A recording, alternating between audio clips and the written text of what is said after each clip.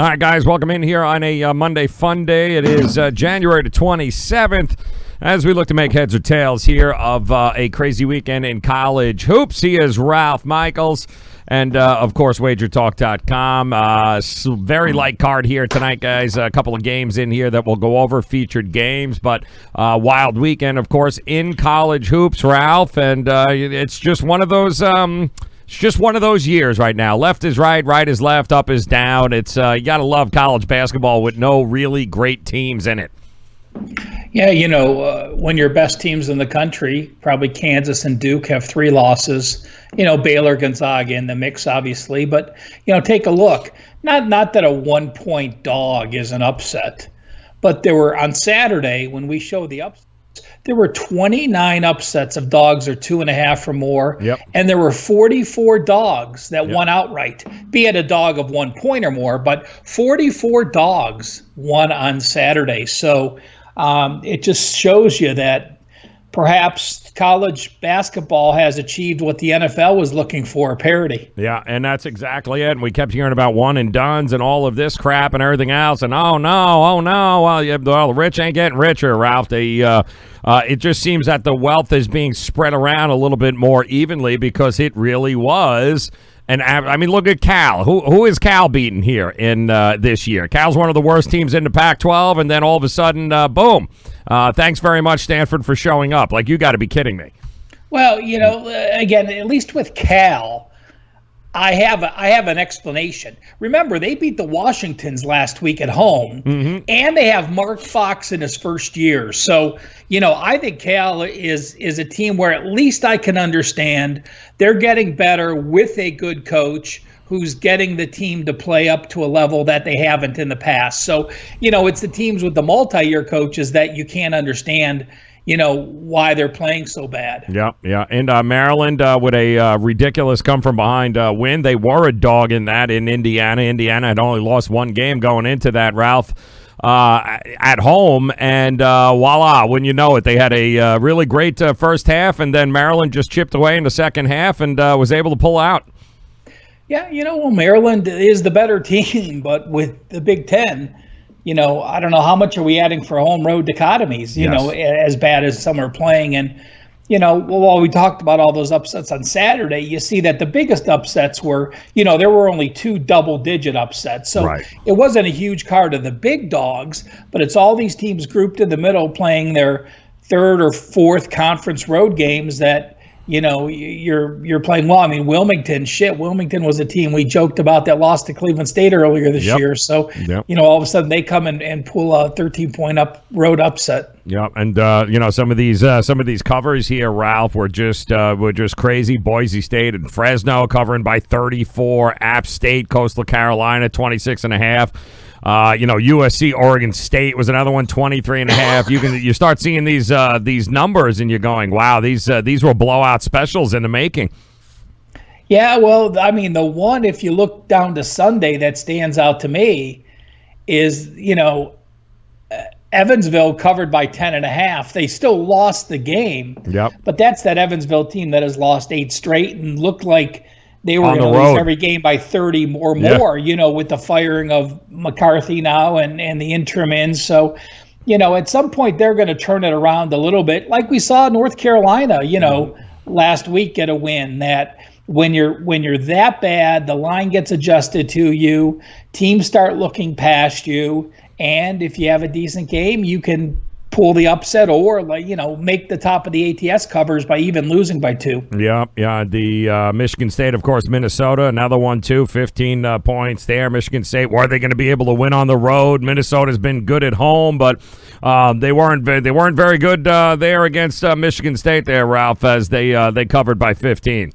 Yeah, you ask 10 people at a bar, Joe, at the beginning of the basketball season, that this is the score. Is it an upset? They'd probably 9 out of 10 would say no. Right. So now all of a sudden Minnesota plays better. Michigan State struggles on the road, and all of a sudden it's an upset. So, I mean, Michigan State, probably would have been a 7-8 point road favorite to start the beginning of the year, start the Big Ten season. Yep, absolutely crazy. And some of the names that we continue to see across the board, Ralph, some of the big performers.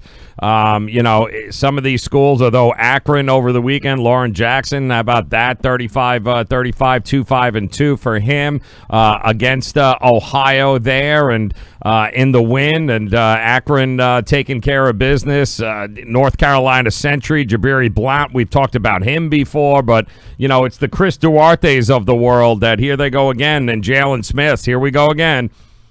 Yeah, Blunt's been on here 3 or 4 times, and, he's a kid I know because he went to Cleveland State and he transferred. So, I keep thinking, my God, what would have happened if he would have stayed? But, you also have to take things in perspective. Shamarcus Kennedy scored 37. Well, look who they played. We joke about Houston Baptist and they give up 100 points to everyone. So, if your team is scoring a third of your baskets, if you're playing a Virginia team, that translates to like 14 points. So, it also is who you're playing and the pace. I was on Akron. They had a 20-point lead at halftime, and they ended up winning and not covering. That was a disappointing loss for me on Saturday, as I think sometimes teams jump out to that big lead at halftime and they just don't come out with that same intensity, and you can never get it back. I would much rather have a team be down at the 10-minute mark and make a little run to get close and then carry that momentum into the second half than have a team that was up by 20 coming out in the second half. So Duarte, I mean, another game I was on the wrong side of. UCLA's playing better, and I thought they might be able to keep it close. But just watching Duarte play, UCLA tries a little cross pass, and Duarte steals it and goes in for a layup. So 6 rebounds, 6 steals. Certainly a performance for him. Yeah, and we got to stop sleeping on Tulsa, people. How many more times do we got to see them win both at home and on the road, and win as underdogs, Ralph, before we start realizing that this is you've been talking about them all year long as a team that was very undervalued. Yeah, again, they have one of the strongest home courts. It's a game I left off. Now, it was an overtime win, so the game itself could have gone either way, but still a good win going to face a UConn team that doesn't have much offense, and it ended up.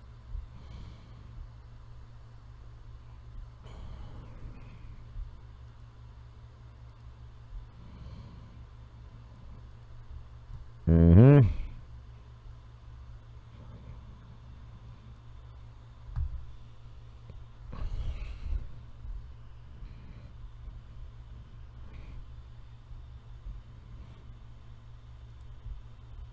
Yeah, that's right. San Diego State it is. And, guys, of course, I want to invite you to head over to WagerTalk.com, as always, as it's going to be another big week here. Small card tonight. Some interesting games across the board here. We'll cover a couple of them for you. And, I mean, I don't think it would be we'd be remiss, Ralph, if we didn't mention we get to break down Mississippi Valley State tonight against Prairie View. But before we get to that, let's talk here a little bit about a trend or an angle or two that is on the board here, Ralph. Yeah, I pulling it up and looking at the top trends.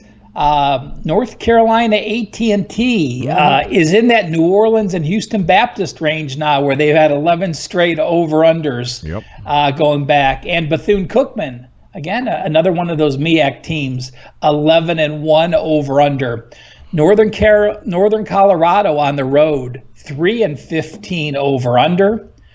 Eastern Washington, a team that I thought might challenge for the Big Sky. They have now failed to cover 7 straight games. NC State 0-7 over under at home. They, of course, have their rival.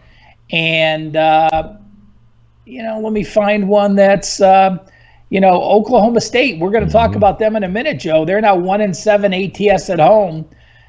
They're coming off that big win at A&M where, it showed that the Big 12 is stronger than the SEC. Yeah, Yeah, I mean, listen, I mean, going into some of these matchups here today, Ralph, I mean, those are the two big. You do have North Carolina, NC State on the board, as NC State at home sees themselves as a 5.5-point favorite. Total going up, creeping up a little bit from 147 to 148. North Carolina got their whoop on the University of Miami there over the weekend, feeling good about himself.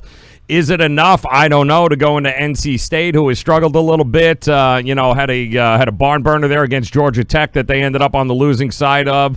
But they're back home, Ralph. So this is another one of those games where, who do you trust? Do you believe your eyes, or do you believe maybe North Carolina and Roy Williams found the combination that works? Yeah, I think the line is where I should be. I mean, they were livid. NC State was livid with that loss.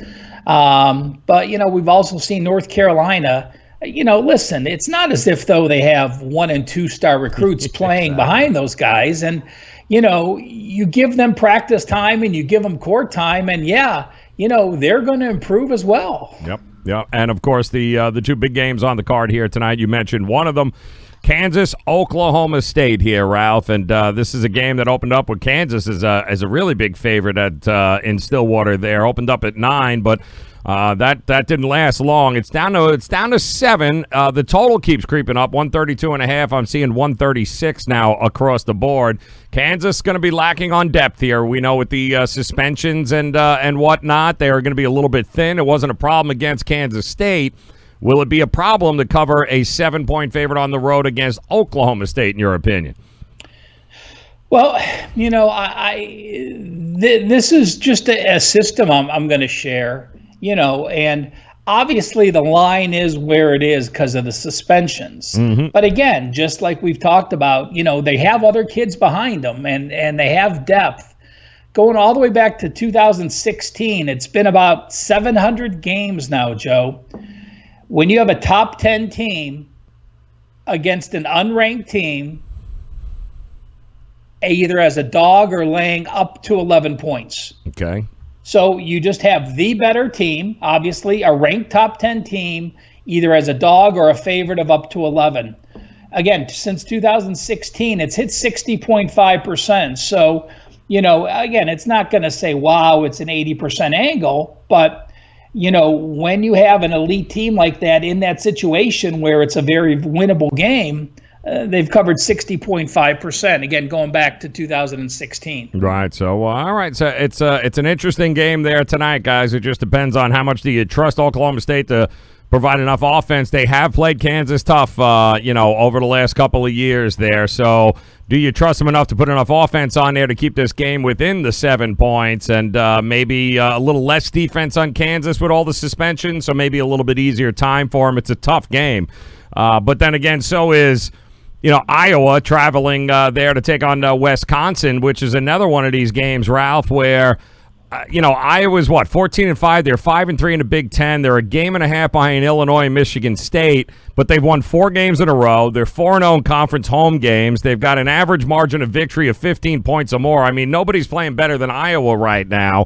They're also 12-5-2 against the spread, including a 5-0-1 number in the last 6 at Carver Hawkeye Arena. What in the hell do you do with this game, Ralph? It's 5.5 Iowa. It's staying at 5.5. There's a lot of money coming both ways. It's a tough game to look at. 137 for a total. It is. Let me remind one thing that I forgot to mention with the Kansas game, Joe. Yes. Bill Self is an alum, so yeah. he remembers playing Oklahoma State, and he doesn't like losing to them. I mean, yes. He was an assistant there, and he knows. So yeah, anytime you're an alum playing, that's something you think about. That yep. Do you really want to fade him in that role? But elite offense for Iowa. Mm-hmm. Decent defense for Wisconsin, not as good as it's been in the past. So, this is one of these games where, this is a Wisconsin team that actually has a decent offense this year. They're scoring where they do because of pace of play. It's not as if though they're not efficient with what they do. Again, we've mentioned this before. a lot of their success of late has been with the Ohio State transfer Micah Potter. He's averaged double digits his last 5 games. He's giving them about 15 to 20 minutes off the bench, which is what they needed. They needed that one other go-to guy. But I just feel Iowa has so many elite shooters. They're playing so well on offense.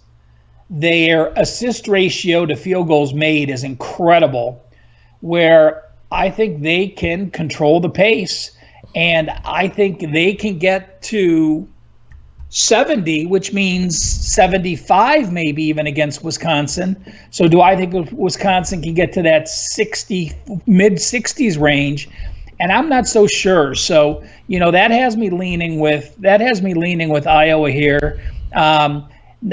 Clearly, it's a few too many for me to get to the window with, but making an opinion would have to be with the Iowa Hawkeyes. Yeah, I agree. I mean, how many times do we come on the day after our Iowa games and we're saying, wow, well, that's, there's Garza again leading the pack, and all of a sudden it's a double-digit win for Iowa, and especially at home, it's just it's tough to go against them. It really, really is, and especially with the way they're playing now. And watching Wisconsin, do I trust them? Again, another one of these situations. Do I trust them enough to put enough points in the board to be able to cover it against an Iowa team that can demoralize you rather quickly here with the shooters they have? It's two very tough games here tonight for sure. So it's a tough card. I would definitely lean Iowa. If it ain't broke, don't fix it. And it ain't broke in Iowa right now, especially at home. So I wouldn't dare pick against them, Ralph. I think you'd be crazy in order to do it. Yeah, last year's games were. Wisconsin swept the series last year. So when Iowa was at home, they were a 2-point dog. They lost 72-66. And then in March, they went to Wisconsin and lost by 20, 65-45. So, they clearly remember that last game. So, you're looking at, I think it's important to look at a year adjustment from one year to the next to try to think of, how are these teams done? And, there's a 7.5 point difference because Wisconsin was +2 last year. Now they're minus 5.5. So do I see a 7? Do I see a 7 difference gap from the last time they played? Yeah, Wisconsin's down a few notches. Iowa's probably up 15, 20 notches. So to me, that's a reasonable number from what the difference was the last time they faced off. There you go. All right, Ralph, you going to go with me? You're going to back Prairie View here tonight, late at 21 against Mississippi Valley State, or what? What are you doing? Is that what you're doing? You're damn right I'm doing it. The Prairie View at home. We all know Mississippi Valley State. I might as well take the over, too, at 153. They're going to score 160 points in this game by themselves. Yeah, well, Prairie View got now 6-1 their last 7. Exactly. And Mississippi Valley State does have a win against Alabama A&M. They're number 335. So there's not many teams worse than Mississippi Valley State in looking at Ken Palm's ratings. I'm going to start from the bottom, Joe. Go ahead. Chicago State, Maryland Eastern Shore, Central Connecticut, stop. Mississippi Valley State. There it is. Boom. That's pretty good. They're ranked 4. Well, that's depending on how you look at it, right? Everything is about perspective, man. Everything is about perspective. This college basketball season was upside down, so Mississippi State is rated number 4. Yep. I didn't play any college games today. I passed, and again, even with all access customers, if there's not value, there's no reason to force it. Yep. The closest game to me was Sacramento State plus the couple of points against Northern Arizona. I look at them, both teams are 4-2 the last 6 games, but Sacramento State's played some good defense. And they're a slower paced team. They've played solid defense. And I don't mind backing a team that's hot like that when you're going on the road if it's the better defensive team. So Sacramento State's really a home-road dichotomy team. They're at home now. They started 8-0 at home for the first time in their careers. I was just reading this morning when I went and read their guide. So Brian Katz has them playing well, but they have yet to get that road win. And if you look at their road losses, I mean, Montana, Northern Colorado, and Southern Utah, you're looking at 3 of the. So you could say, well, they've gotten blown out in their road games this year. Right. Yeah, but you also have to look at who they've played. They've played the 3rd toughest conference schedule. Northern Arizona, by the way, has played the toughest. So both teams playing a little better than they show because they've played the upper class of the Big Sky so far this season. Love that. All right, guys. And make sure, of course, WagerTalk.com all week long. Get to Ralph's page there, the Cal Sports page. Make sure you like these videos. And, of course, make sure to come back and join us tomorrow. We'll get you ready for a full card of action, plus recap what we see tonight. So, short card, good card here to kind of kick back, enjoy, and just relax and watch. But we'll break it all down for you tomorrow. Get ready for another monster day on the in the college hoops world tomorrow. So, Ralph, as always, man, appreciate the time. Good luck with the plays, and we'll get to do this all over again tomorrow. Hey, Joe, I do have one question. Sure. I did not get the invitation. Two? Did you rent out the Fountain Blue for your Super Bowl, the Joe Raineri Super Bowl bash, or was that? I can't believe it because, it was funny. I thought I sent it to Marco. Marco said he sent it to the Prez. You didn't get it? Like, I don't understand what happened there. I really don't, man, but no problem. Yeah, hop on the plane. Let's go. Me Casa, Su Casa. No problem, man. You, Jay-Z, and, and the Beyonce, and again, you're damn straight. We got to mention Kobe Bryant, one of the greatest players ever. Absolutely. That's horrible what's happened. They're doing the absolute right thing, putting him in the Hall of Fame this year, not having to wait. Yep. That's a show of class. But it really, think about it. We haven't had any athletes. I mean, I don't know, maybe going back to Roberto Clemente, someone who was in their prime or just left their prime. Yep. Passed away in a long time. Maybe Payne Stewart in golf if you're a golf fan. But, yeah, certainly a sad day in the NBA. Terrible. Absolutely terrible for all the families involved. So it's going to take a long while to get over that one. But one day at a time, Ralph. And Kobe wouldn't have wanted it any other way, man. Just get back and compete and get on the hardwood, which is all we can all do at this point. So appreciate the time, Ralph. We'll do this again tomorrow, my man. Talk to you in 23.